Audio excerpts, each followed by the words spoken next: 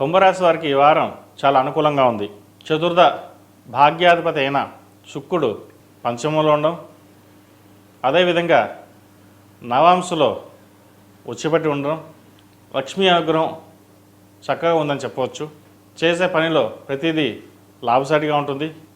ఉద్యోగపరంగా, వ్యాపారపరంగా చాలా అనుకూలంగా ఉంటుంది. లాభాలు బాగుంటాయి. ఖర్చు ఎలా ఉన్నా కూడా లాభాలు బాగుంటుంది. అదేవిధంగా పంచమాధిపతి గురువు జన్మరాశిని చూడడం కూడా ఒక శుభసూచకం చెప్పచ్చు. శుభకార్యాలు జరుగుతాయి. వివాహం కాని వారికి వివాహం, సంతానం కాని వారికి సంతాన ప్రాప్తి, అదేవిధంగా భూ సంబంధించిన వ్యవహారాలు చక్కగా ఉంటుంది. భూమి కానీ బంగారాన్ని కానీ కొనుగోలు చేస్తారు.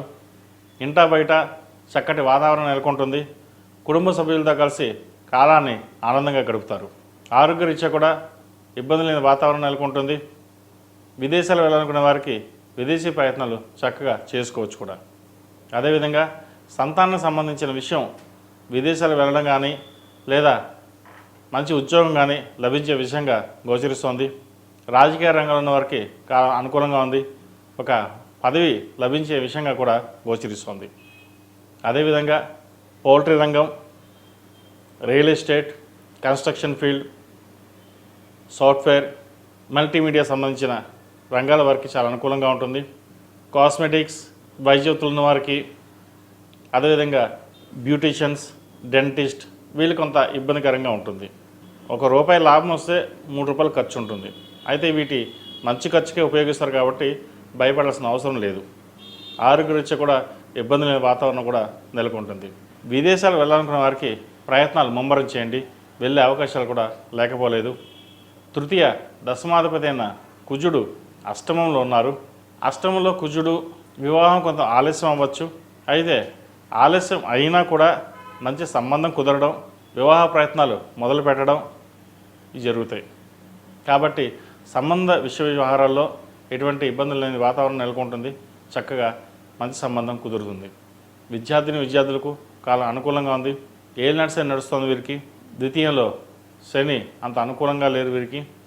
అయితే వచ్చిన అవకాశాలని కాస్త బద్ధకం అనుకోకుండా ముందుకు వెళ్ళడం, రాత పరీక్ష కావచ్చు, విదేశాలు కావచ్చు, లేదంటే స్కాలర్షిప్స్ విషయంలో కావచ్చు, లేదా వేరే స్టేట్స్ వెళ్ళి చదువుకోవాలనే విషయంలో కావచ్చు, ఏదైనా సరే ఒక నిర్ణయానికి రావాలి. మీకు మీరుగా నిర్ణయం తీసుకోవడం అనేది చెప్పదగినది.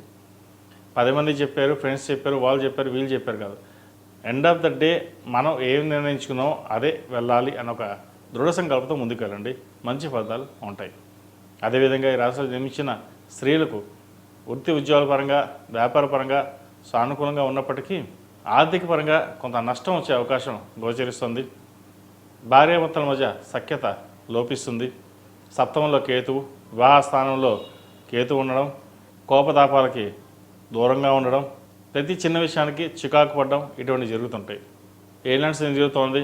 ఇంటా బయట మనకి గౌరవం లేదు, మనం ఎంత చక్కగా చేసినా కూడా మన రెస్పెక్ట్ ఇవ్వడం లేదు అన్న భావన ఏర్పడుతుంది.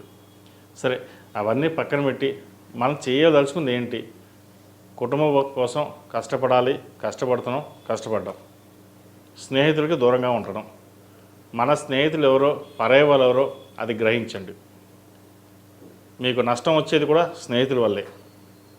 కాబట్టి వాటి విషయంలో మీరు జాగ్రత్త వహించి ముందుకెళ్ళండి. తద్వారా మంచి ఫలితాలు ఉంటాయి. ఈ రాశివారు ప్రతిరోజు ప్రతినిత్యం ఆరావళి కుంకుమతోటి, కుబేర కుంకుమతోటి, మొగలుపూ కుంకుమతోటి కుంకుమార్చన చేయడం, అదేవిధంగా ఓం నమో నారాయణ ఒత్తులతోటి దీపారాధన చేయడం చెప్పదగిన సూచన. ఈ రాశిలో జన్మించిన వారికి కలిసి వచ్చే సంఖ్య 2, కలిసి వచ్చే రంగు నావీ బ్లూ. ఏదైనా పని మీద బయటికి వెళ్ళేటప్పుడు సోమవారం కానీ శుక్రవారం కానీ వెళ్ళండి. మంచి ఫలితాలు సంప్రాప్తిస్తాయి. తదుపరి మేన్ రాశి.